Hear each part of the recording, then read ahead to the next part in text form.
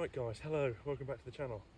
Haven't done a vid for a while. We've been mentally busy, mostly because any of you who watched the last video, we were just sort of getting the factory fixed. The factory had been broken down for 6 to 7 weeks, so we had no stock left, and we've had absolutely busted gut to get stock ready for winter time. Being now going into winter time, you know, I don't know everyone else like in the country, we're mild as mild down here at the moment. It's not wet and it's not cold, so everything is still growing. But we've managed to get stocks back, that we're okay on that now. That's why we haven't done a video. Now, not a normal sort of video for me, I'm a bit of Harry Farm inspired.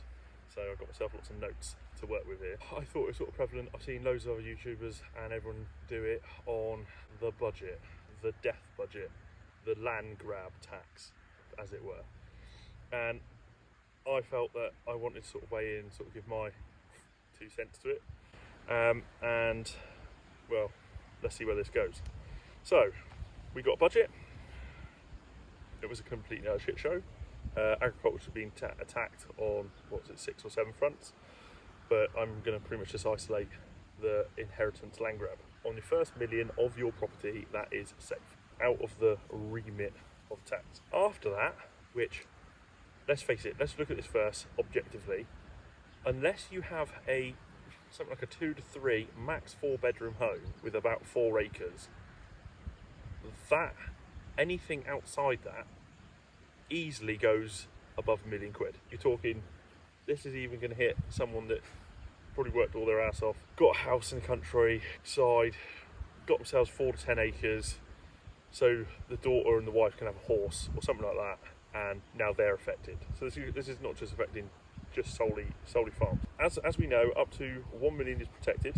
After that, there is a 40% tax, and which the moronic Labour government have been so wonderful to us to give us a 50% relief on that.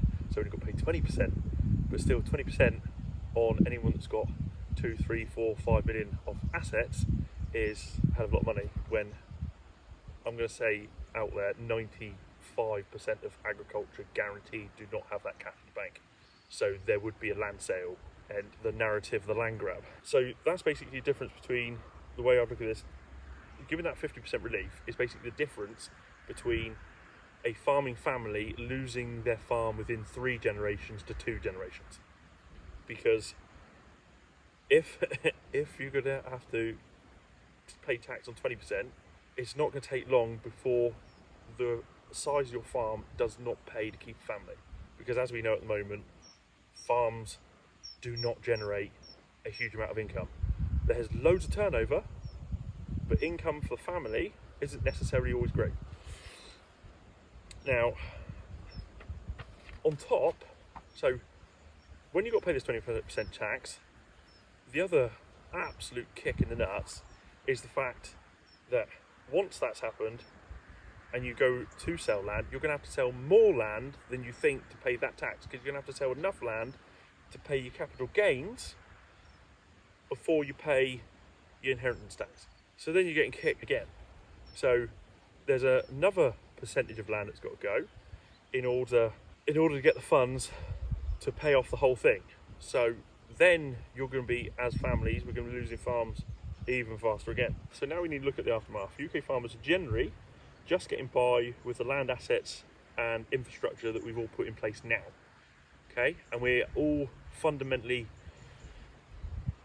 I'm not going to say that we're all running badly, but we're all fundamentally running well. But it still doesn't mean that we've got the cash in our back pocket to pay the tax later on. We're all managing to live as comfortably as we can, some a bit more than others, some probably find it really hard. We're all in different situations. So if we lose this land, we are then basically, what's going to end up happening is we're all going to have to get secondary jobs in order to bring in more revenue to feed families. If we've got some have got growing families, some might be having families that are now leaving us, going off to be students or something, or going into the workplace.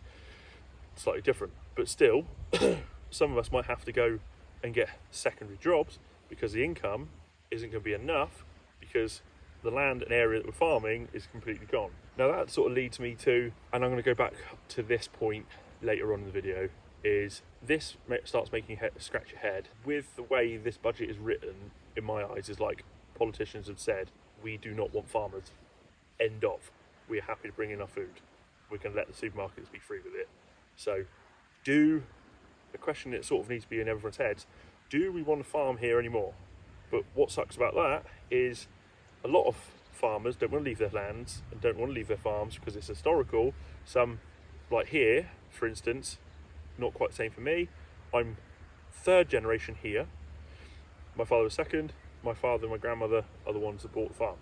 So I'm only third generation, but some people are really, historically entrenched in areas, and they could be 7th, 8th, 9th, 10th in line. Does that make sense? So there's like a real historical want to farm that farm through the history that is sort of been there all the way through. This is where now I'd like to raise a question. How does food not pay? How does food and the food industry not generate, and I'm going to say not greedy, but a generous style of living, right? And I say generous style of living, I don't mean like a footballer. I'm meaning like, just more than comfortable because of the sheer hours that we all work. The average farmer is working fundamentally more hours than most, not going to say all, but most the other sectors in every country. Okay? We don't stop. We live on the farm, we work on the farm. When you're bored, you go out on the farm, you're always out, you're always doing something. The basics of this is a capitalist system. Now, if you look up the definition of capitalism, capitalism is about owning and running your own business. And that goes to owning your own property and owning and running your own business, no matter what it is. And producing products and services that buyers and consumers want. Everyone wants food. So to the narrative of the definition of capitalism, why does food not work? It is the one thing, no matter what. Some people have 2 meals a day, some people have 1, some people have 3. But at the end of the day, everyone at least has 1 meal a day, every time. How on earth did we get to this sort of situation?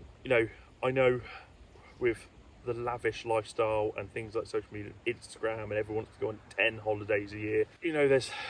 Everyone wants the fanciest car and this and that.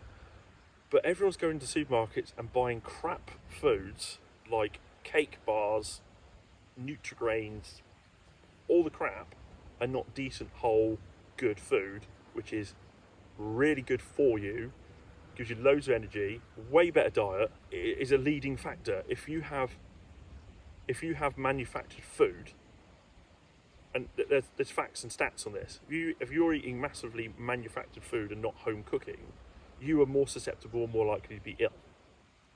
Right? It's a fundamental fact. What you put in is what you get out.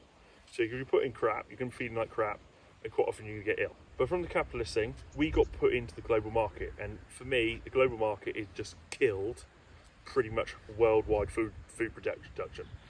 Now, some countries are doing better than others, but pretty much every country is getting absolutely rinsed, absolutely screwed down in price. It doesn't matter. Like, it is, funnily, I had an interesting conversation with someone the other day that lamb in New Zealand is sold at the same price in New Zealand as it is here.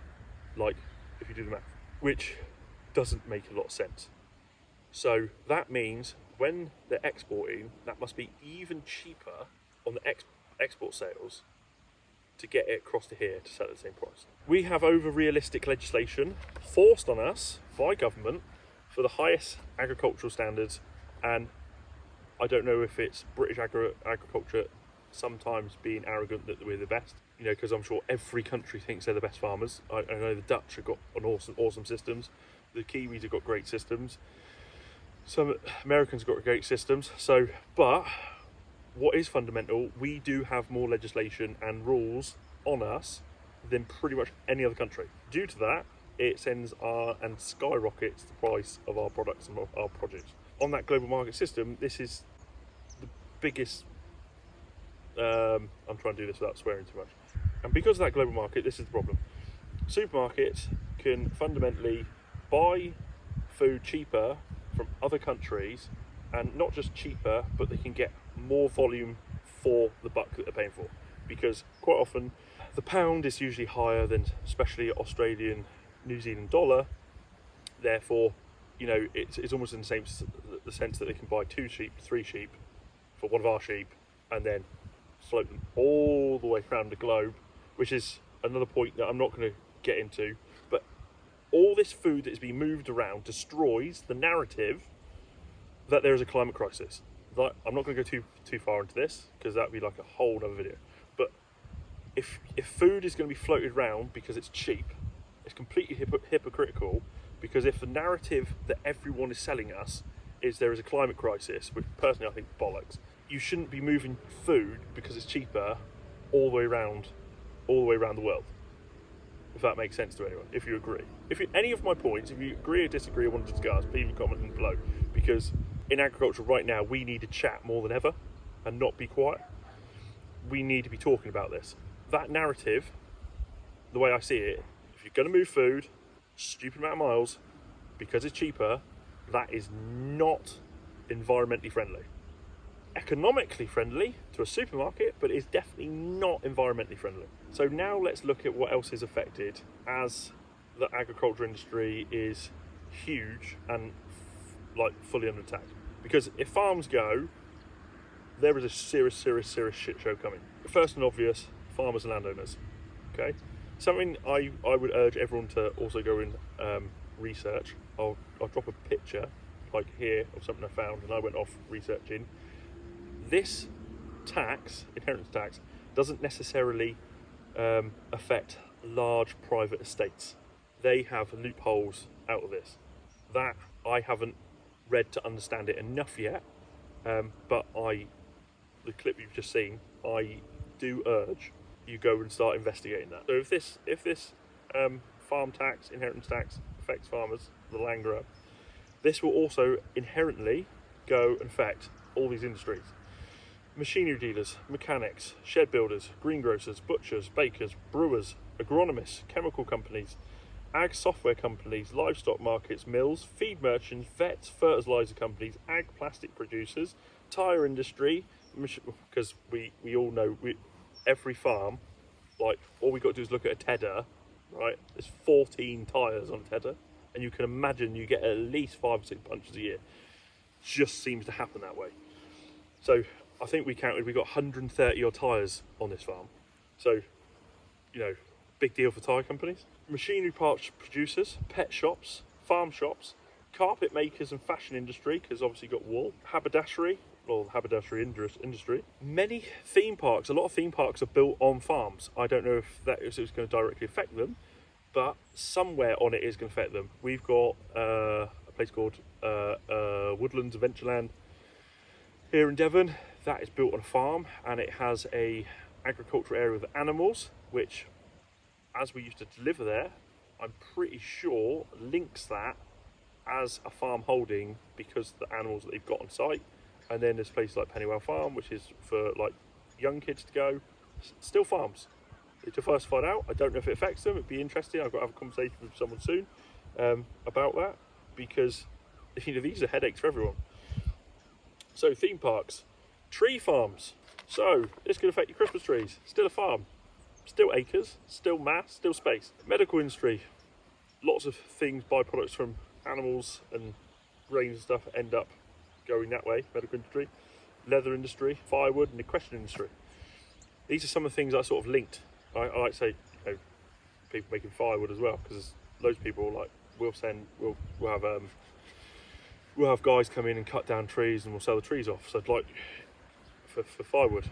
So, you know, there's all fundamental things that can be affected here. I'm sure there's many I've probably missed. If there's anything you think that I've missed that should be sort of like keyed in, put that down below, because, you know, it's useful to have things in the back of my mind. But my point is, this doesn't just affect large companies. This affects large, medium and small businesses would be affected by this all across the board. It's not just agriculture, because if farmers have to sell up part of their land, now who's that land's going to, we don't know. If loads of land goes on the market straight away, there's a positive and negative here that is sort of being discussed with me and others. So if If loads of land comes on sale really quickly, there'll be a land price crash. If there's land price crash, in a way, it would be brilliant because that would bring the price of our land down. So anyone after that moment of time there would be more land under that safe £1 million bracket than there would be the other side. Not a huge amount, but it would be a positive sort of takeaway for it. If that happened, the only ones that are really going to buy, and it's almost like it's set up for this, is big business, corporations and banks. And if corporations buy land, they don't have to pay inheritance tax because it's in a corporate group. Okay, so if anyone knows anything about Bill Gates, Vanguard, BlackRock, they're all buying land everywhere. Ironically, BlackRock and Bill Gates bought like 200,000 acres in Ukraine, funnily enough. That'd be, information for another day. Bill Gates owns 250 or 270,000 acres in America. BlackRock, Vanguard, State Street, JP Morgan, they're all buying huge amounts of agricultural land. Why? Just why? If the agriculture sector gets hit big, the way I've looked into this is if you take the quantity of food that is already being produced in the UK and that becomes less, there's less food to balance price of imported goods.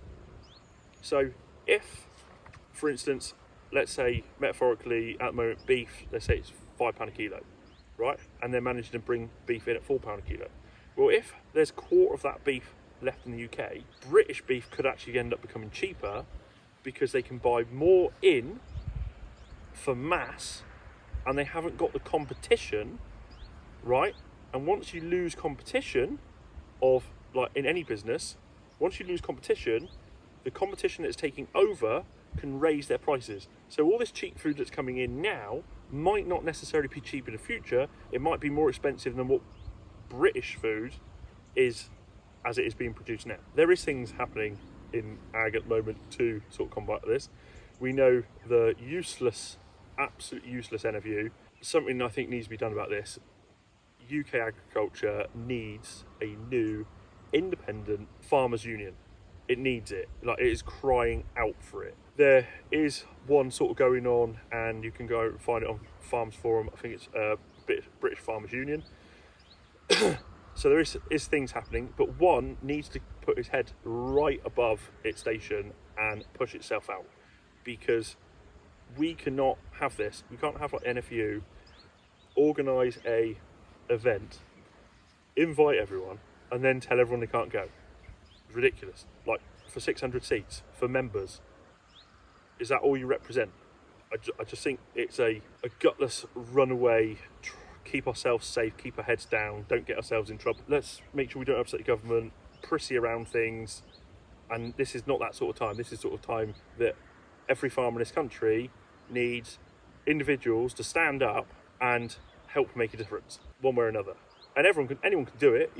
Anyone can do it. Anyone with an idea could reach out to someone and make some sort of difference and try, if that makes sense. 4 of those individuals, ironically, are Clive Bailey, Andrew Ward, Martin Williams and Ollie Harrison, which obviously have kept the farmers going to London in a secondary event, which I hope personally completely outweighs what the NFU are doing, because that just takes a piss that they pulled out and sort of chickened out of it. I'm going to try and get there. I'm sort of trying to plan my route up now as we speak. Well, not right now, I'm filming this. But I'm actually thinking that on the severity it is, I actually want to go. Some things I put aside. I'm actually thinking this is quite important. British agriculture needs a turnout. It needs a huge turnout. And I myself have been on the phone. I've spoken to Clive. It is so important that this has a massive turnout and a massive reception from the public, and not just the public, and a massive win for ag, because the more of us that turn out for this, in my mind, leads anything going forward. Because my personal opinion is this will happen, the NFU thing will go on, some politician is going to tell everyone in that NFU meeting that, oh yeah, we're real sorry, we're going to make changes, we're going to make it all better, everything's going to be wonderful, and the next day they're going to put in the news they aren't going to do a damn thing. That's my personal opinion, because the Labour government got their heads so far up their own asses, they're fundamentally medically blind. So I think there is going to be more things going on after. I might be wrong, but I really think there's going to be more things going on after. So, any of you guys watching this down in the southwest, Devon, Cornwall, Gloucester, Somerset, Wiltshire, I, on WhatsApp, have put in a farmers community called Southwest Farmers Fraction. If you are in any other county, if it goes above Southwest counties, fine. If you're in any other county, join it, add your county. It's time that we, as in agriculture, start getting organised. So there's various different methods. Obviously, those on the farm forum have got a means of discussing and communicating down here. But if there is something larger that might happen, wink, wink, I really think it's important that there's more of us on the same page and we can communicate together. So there is a community. I'll leave a link for it down below this video. There are links on it for you guys to share out. And the only way it can grow is in-house networking. Okay? So obviously I've said it to all you guys now. The only way this can grow faster and grow further, so anything that may happen later on, which is quite possibly liable, if it doesn't, what's worse than you don't? You added yourself to a group, which if nothing happens, I can just can it. Okay? But it's a place that we can all discuss, and if there is a plan that's being put in place, we can all talk about it, and people in areas can communicate and communicate quickly and be able to get themselves in groups and mobilised. Because where I see this, I know this sounds a bit militant, but this situation is just not on. And if anyone is watching this that isn't from agriculture, I don't believe inheritance tax should actually exist at all to anyone. If a generation before has worked their arse off to build something up to hand to the next generation, government should have none of it. Not 10%, not 20%, not 50%, none. Zero. For anyone. Farmers, builders, I don't even care, bankers. Like, no one should deserve to have what the previous generation is built up. And if someone wants to say, oh, what about? Okay, maybe if someone's got the net worth of over 50 million or 20 million, you know, no, there aren't many going to be in that bracket. Maybe tax them, but the rest of us, like, it takes generations to get there. Like this point, I put that together, and I also started, I sort of kept this quiet and to myself for a long time. I started something called the Effing Farmer because I was so angry last spring about things that are happening, and then obviously all of Europe started protesting. So I started something called the Effing Farmer, which there are videos of lots of research I've done, the way I feel about things that I try to do in a humorous way. Might be slightly aggressive, but it's humorous. So if anyone wanted you to check that out, it's probably the best place to check it out is on X, Twitter, because believe it or not, that got up to just over 25,000 followers on TikTok, and then it got taken down because apparently I broke most of TikTok's guidelines for outspeaking, apparently spreading false information, which it wasn't, because everything I put on there was very, very intrinsically researched. I think there was one thing I messed up on, and I went back and looked at it, and it was the guy that said, I think you're wrong on that. I put my hand up, no worries. But pretty much all researched. So go and have a look at that and sort of see what you think, and discuss with me on that platform as well what you think. But British agriculture is in danger of becoming endangered, and for once, you know, this is the first narrative that British agriculture has had in the last 100 years. We're all on the same page, and I think it needs to stay that way. We need to stay on the same page, and this needs to be overturned completely, or there's consequences. That's just the way I look at it. Like, I know lots of people going out with soft approaches. I personally think this is just not on, and I've been proper pissed off about it, because it basically makes a laughing stock of not just my father and his grandfather, but every single anyone else is watching this. It does the same to you. I spent pretty much 2 days putting this sort of stuff together, notes and thinking about this before I did this video. So thank you very much for watching. I'll leave the link, as I said, of the Southwest Farmers Fraction group and the Effing Farmer down below, so you can go check it out, take the piss, have a laugh, do whatever you want. Might learn something, might not. Do what you want with that. If you haven't yet done so though, please hit subscribe, ring a bell, give us a thumbs up, that'd be most appreciated. And please, on this video, anything that you think that I haven't covered, comment. Anything you agree with, comment. Anything you disagree with, comment. Because the more of us that start circulating information between ourselves, the more organised we can be going forward. Because the way I've seen this now is, if this doesn't change, and this is what I was going to lead to earlier on, my conclusion to this, if this doesn't change, I feel I can't farm in the UK anymore. That's the way I feel. I feel if this Inheritance Act stays in place, we just as well sell up now and go find somewhere else. Because I love farming, but I'm fed up with British rules, I'm fed up with legislation, and I am not giving the government any inheritance tax. It's just not happening. You could sell your farm up now, you could immediately leave to another country, and there's various countries you can go and stay in and you don't have to come home while you claim or try and gather citizenship somewhere else. And if you sell the value of a farm, just so any of you out there want to know this, there are various islands and countries around the world which you can buy citizenship. So if you are sat on a £5, £6, £7 million farm, 4 or 3, you can buy a citizenship for yourself, children, spouse, for like anywhere I've seen from 200 to 500k. Yeah, so admittedly, if you've got eight kids, that's gonna be really hard for you, even with selling a farm. But if you've got a couple, if you've got 2 kids, spouse and husband, that's 4, and you can get somewhere between 5 to 7 million quid. You can literally buy yourself into another country and you're out of it. So just things to be aware of, things to look into. But that's my feelings. I'm quite looking forward to reading your comments and seeing what you guys say. So until next time, cheers.